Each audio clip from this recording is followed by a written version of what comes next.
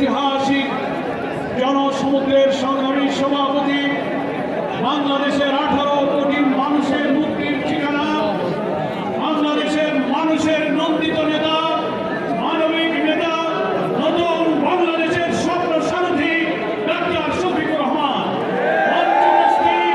সম্মানিত জাতীয় নেতৃবৃন্দ, আমার প্রিয় দেশবাসী, আজকের এই জনসমুদ্র প্রমাণ করে 17-18 বছর ধরে জামাত ইসলামী তথা ইসলামী শক্তির উপরে অত্যাচার জুলুম নিপীড়ন হয়েছে, তার বিরুদ্ধে এই জনসমুদ্র হচ্ছে গণবিস্ফোরণের সৃষ্টি করেছে।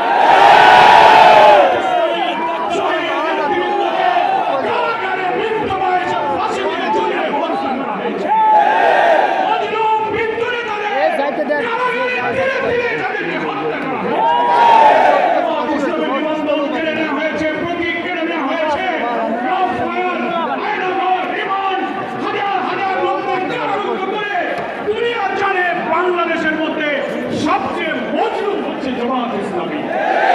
সেই মজলুম সংগঠনের প্রিয় নেতা ডাক্তার শফিকুর রহমান হচ্ছে এমন মানবিক নেতা, জুলাই অভ্যুত্থানের জুলাইয়ের উত্তাল দিনগুলোতে আমির জামাত 17 তারিখে হজ সফর করে যখন দেশে ফিরলেন, 18 তারিখে আমরা সাংবাদিক সম্মেলন করলাম। সেই দিন রাতেই প্রতিদিন ছাত্র হত্যা হচ্ছে, আমির জামাত আমাদের ডেকে বললেন যত লোক নিহত হচ্ছে, যত আহত হচ্ছে, শহীদ আমাদের শহীদ। আপনারা বাড়িতে বাড়িতে যান, তিনি সব শহীদদের বাড়িতে নিতে গেলেন, সমস্ত শহীদের বাড়িতে, হাসপাতালে, বাড়িতে, রক্তাক্ত অস্ত্রসিক্ত রোগীদের পাশে তিনি ছুটে গিয়েছেন। সত্যমতো আপনারাই মনে হয় বাংলাদেশের রাজনৈতিক দলের মধ্যে মহান আল্লাহর ইচ্ছায় বেশিরভাগ শহীদের পাশে দাঁড়ানোর সুযোগ পেয়েছেন। উন্নাস দেওয়ার পর আমির জামাত বন্যা কবলিত মানুষের পাশে ছুটে গেলেন। পূজা আসলো, হিন্দু ধর্মাবলম্বী, খ্রিস্টান সব ধর্মের নিরাপত্তার জন্য তিনি নির্বাচনের পাশে দাঁড়িয়ে যান।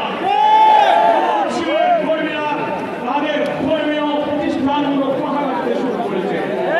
ফলে হিন্দুদের বাড়িঘর দখল, অত্যাচার নির্যাতনের বিরুদ্ধে তিনি প্রতিক্রিয়া না করে পাশে দাঁড়িয়ে তাদের ঘর বানিয়ে সাহায্য করে, তাদের মানবিক সাহায্য তিনি করেন। আমার প্রিয় নেতা হচ্ছে জাতীয় মানবিক নেতা। তিনি বাংলাদেশে মানবিক সমৃদ্ধ বাংলাদেশের জন্য একটি জাতীয় ডাক দিয়েছেন। আল্লাহ আসমানকে জাতির হওয়া প্রাণ এবং সুন্দর হিন্দুদের একটি কল্যাণ রাষ্ট্র, প্রিয় নবী মুহাম্মদ মুস্তাফা সাল্লাল্লাহু আলাইহি ওয়াসাল্লাম দুনিয়ার মানুষের জন্য আদর্শ রেখে গেছেন। সেই আদর্শ